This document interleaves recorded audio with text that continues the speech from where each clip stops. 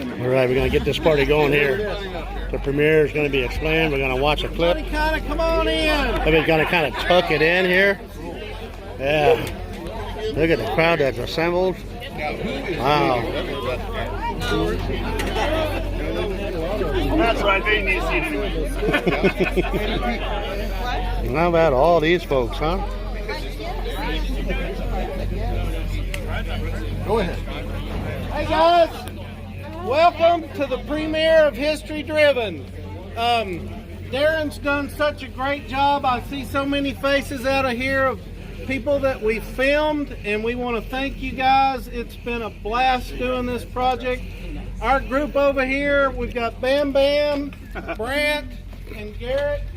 We've had a blast working with you. We hope y'all enjoy this show. We want you to go watch it on Roku. It's on Motor Driven Films.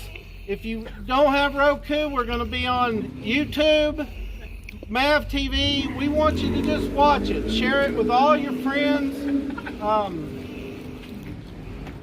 Just hope you enjoy it. Thank you. Hey, Thanks for coming, everybody. Yo. Thank you.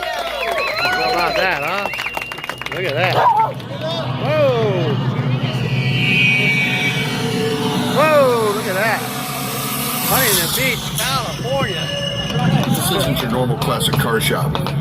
This is DWS Classics.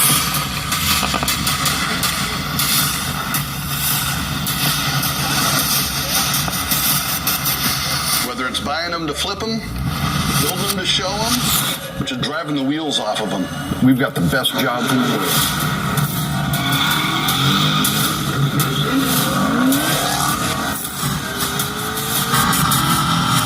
Iconic vehicles from the past were meant to be driven. This is History Driven.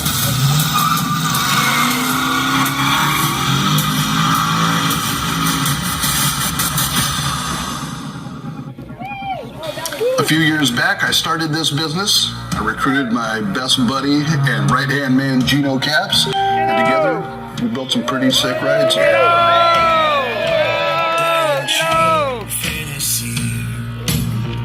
We're known for building some pretty badass builds.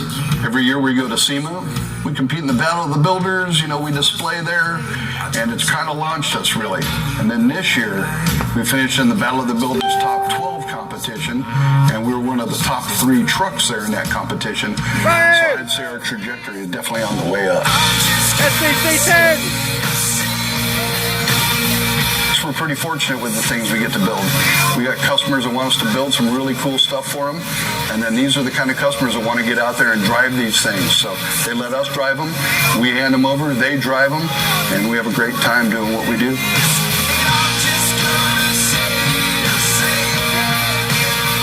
We've always got some pretty cool projects in the shop, but today it's all about Camaros.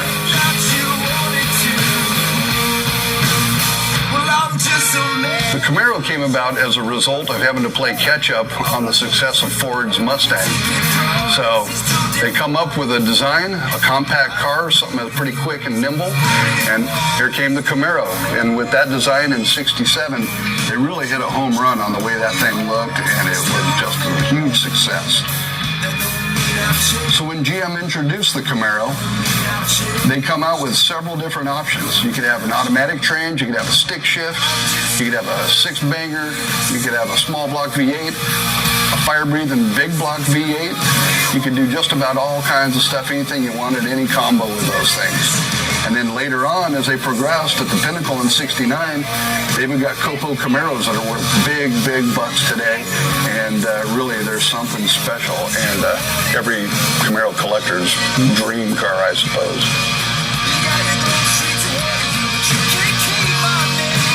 '69 was really the pinnacle year. It's the year they refined the car the most. It's got some really cool stuff.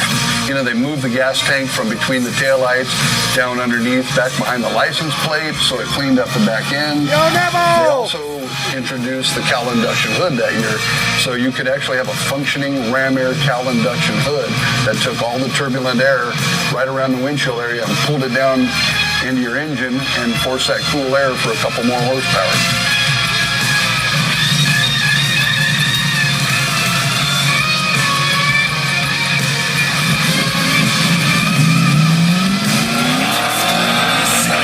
asked the marketing guys what Camaro meant, they said, it's a vicious animal that eats Mustangs.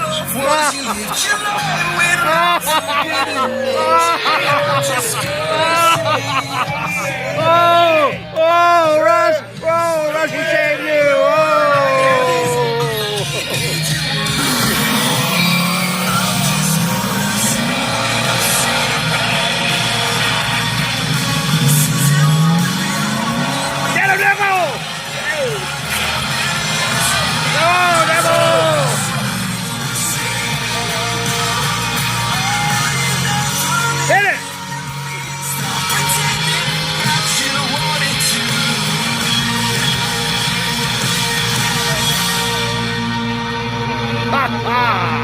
HB, I got that sunset. Yeah. History driven. How about that? It's over? I want more! We want more! History driven is brought to you by more Performance. Fueling the passion of automotive enthusiasts by offering great engines, transmissions, blocks, and components for project cars. Cost involved. Engineering incorporated. Quality doesn't cost. It pays. TCI. Eddie Motorsports. Products for the specialty automotive industry that are high in quality and available for an affordable price.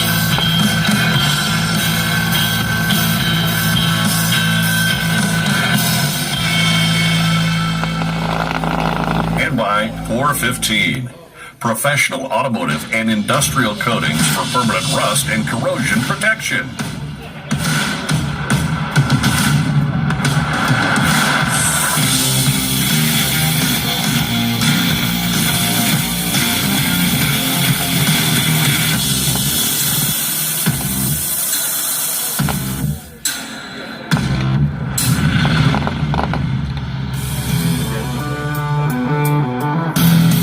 This might not be a Camaro, but it's in the Chevy family.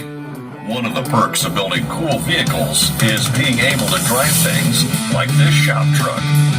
Our pickup truck here is an 88 Chevy pickup, 1500. It's lowered, got a V8 in it. It's really cool. Makes us look good when we're going out there picking up parts and delivering stuff. And they're very popular nowadays.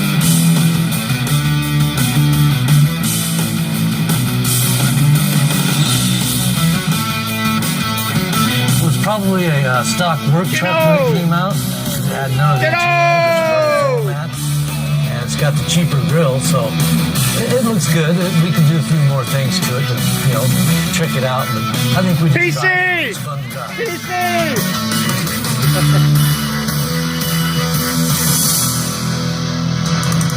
It's a lot of fun building these cars, and everybody that comes by, they all enjoy this. We always have a good time. There's always a lot of cars. If it's a classic, we'll work on it. We do restomod, stock, bone stock, and in between.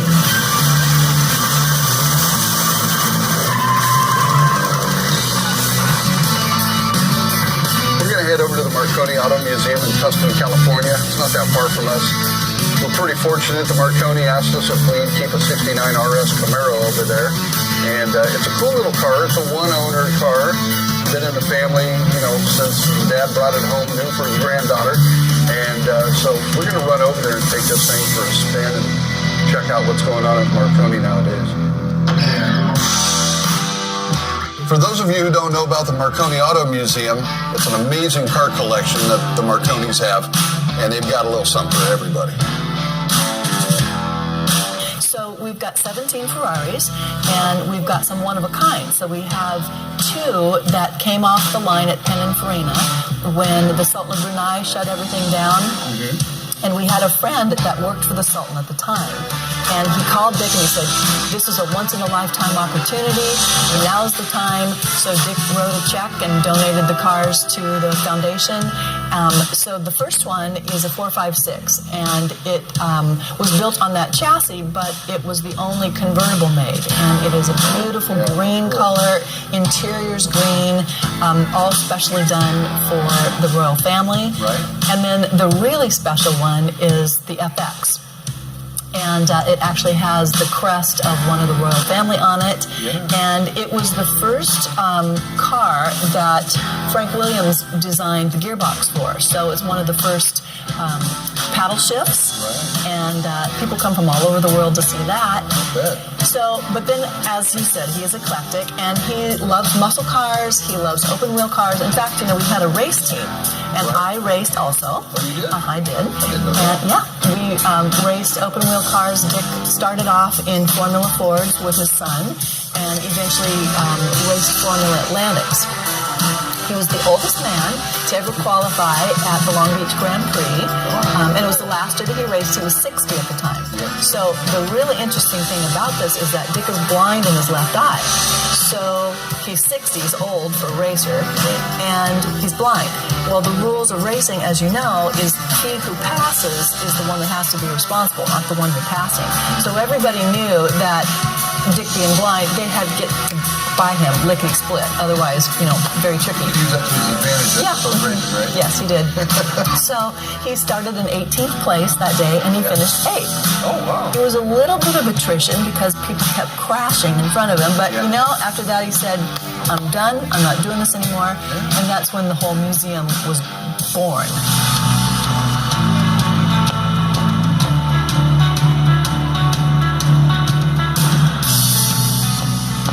He said, what am I going to do with this?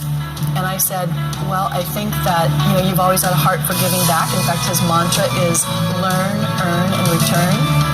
And he said, I'm going to form a foundation. So eventually, he donated all the cars to the Marconi Foundation for Kids, and we're a public foundation. That means the family that no longer owns the assets. And because he wanted to inspire other people to give back, so now we do that in lots of ways. And we raise a lot of money. In fact, in the years we've been doing this, we raised, you know, probably $10 million from this. We're pretty fortunate. They've asked us a while back if we would keep a 69 Camaro over there that we had. It's a cool little RS, yellow, black Z28 stripes, one owner, a really clean little car. And every once in a while we run over there just to check it out and maybe take it for a quick spin. And then we park it back in there and do what we do. So the 69 Camaro RS is a little vinyl top car. It's a 1 year only vinyl top that they did. They're a little bit different. Super cool little car. Got the Z28 stripes on it. Got a 350 small block in there. It's got 202 heads, which was like a short-lived run on these things. Maybe like the poor man's Z28, I suppose. And at freeway speeds when you've been up and moving, and then stomp that thing, man, it giddy up and go.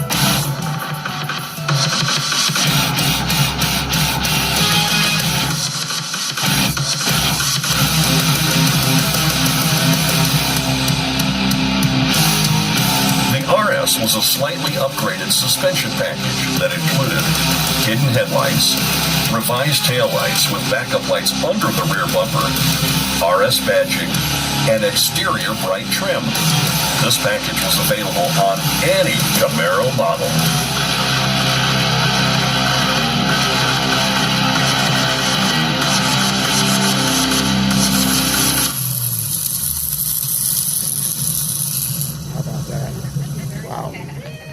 Excellent. Yeah. Oh, we got more. The 67 Camaro we're taking a look at. It's an unrestored, one-owner car. Pretty much a time capsule. I mean, it's a really cool car.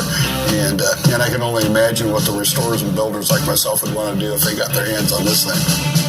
The first generation Chevrolet Camaro was an American pony car. It was a brand new rear-wheel drive GM F-body platform and was available as a two-door, 2+2 seating, hardtop, or convertible, with your choice of either a straight 6 or V8 engine.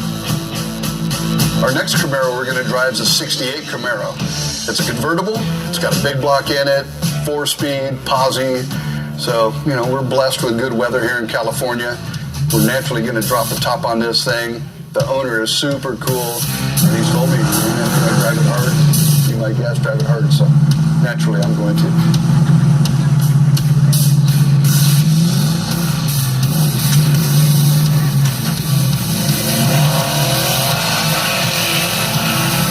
We've got a really gracious owner on this 68 big block car. I keep asking if it's okay to abuse it and beat on it a little bit, and he's having as much fun as I have. He says it's cool.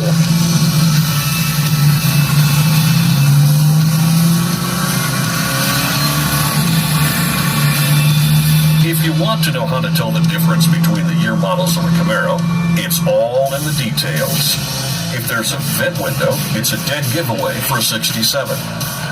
The 1968 has large rectangular side marker lamps, and the 69 models have gills on the quarter panel in front of the rear wheel.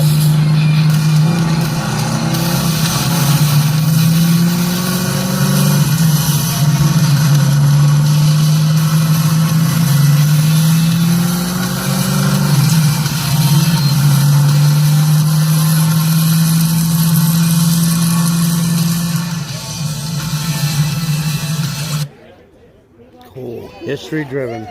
Isn't that cool? History driven is brought to you by Chevrolet Performance, fueling the passion of automotive enthusiasts by offering great engines, transmissions, blocks, and components for project cars. 415. Professional automotive and industrial coatings for permanent rust and corrosion protection.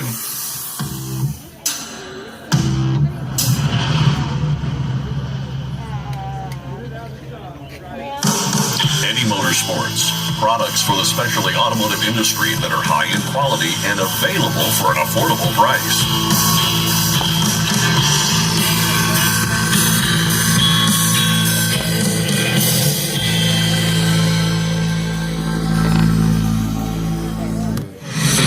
And by Total Cost Involved Engineering Incorporated. Quality doesn't cost, it pays.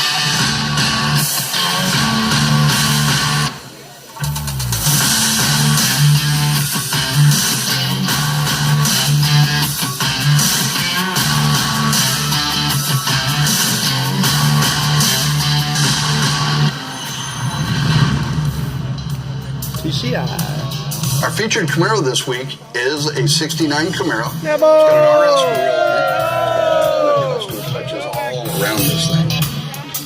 It's got a modern Camaro steering wheel in there that was custom made by the owner.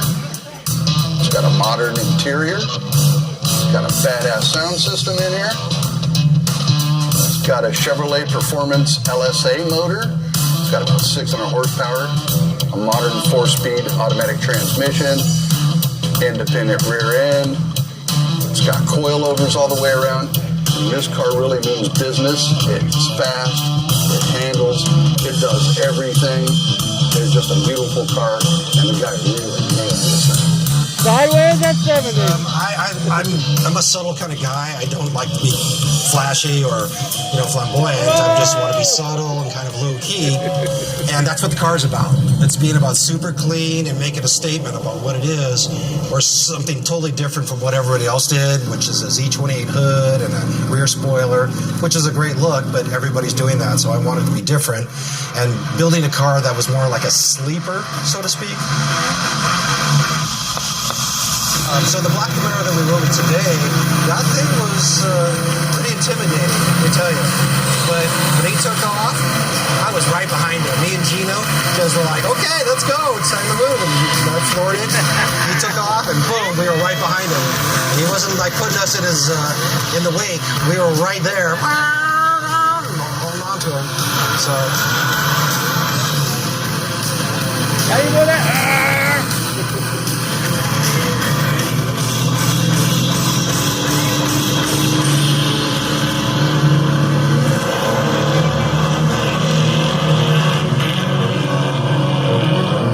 So for me, when I pull my car out and take it out for a drive, I love to get on PCH and just take that nice long stretch and and just cruise it and just enjoy the surf and the atmosphere, and it's just to put you in another kind of state of mind cruising down PCH. And if I could do that every day, I would, but you know, we save it for the weekends, and once we're out there, it's just a load of fun.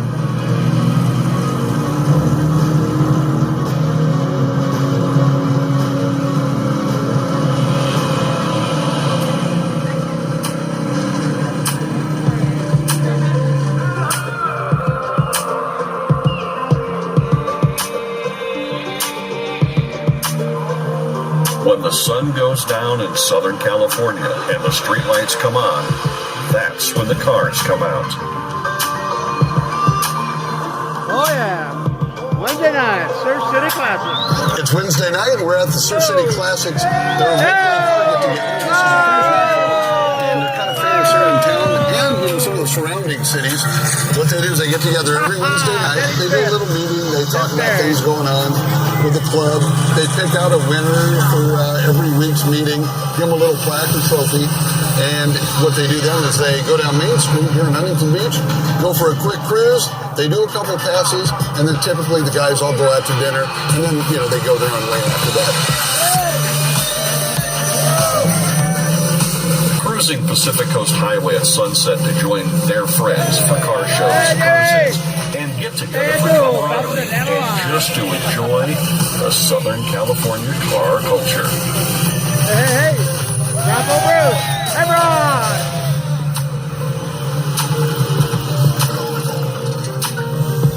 DC, hey, Steven Digliori.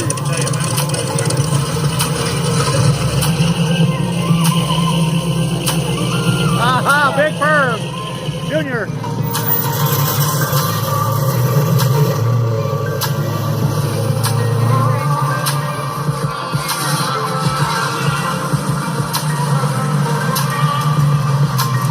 Adam. Hey, Mike. Rod Dixon. Hey, Bob Ringland. Hey, Scotty. Look at that. Oh, ho, ho. That is the prettiest bird you're ever going to see.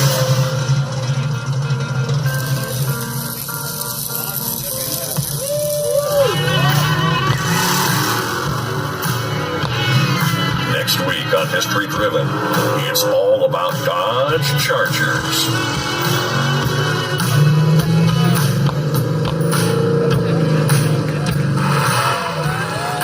Yeah.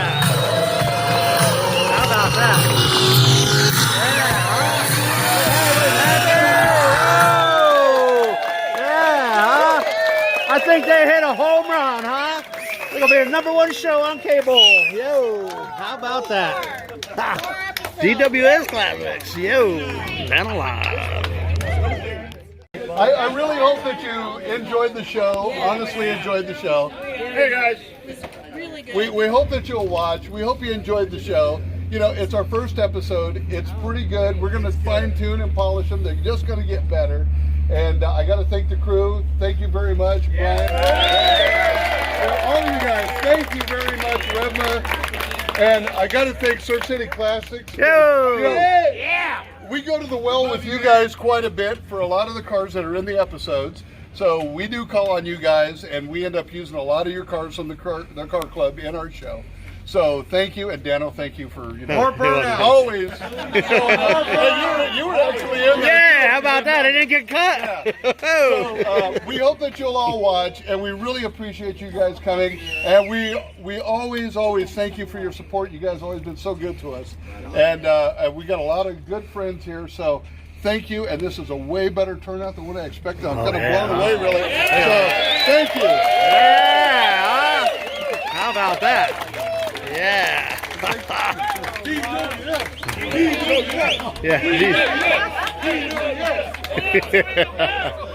Good. How about that?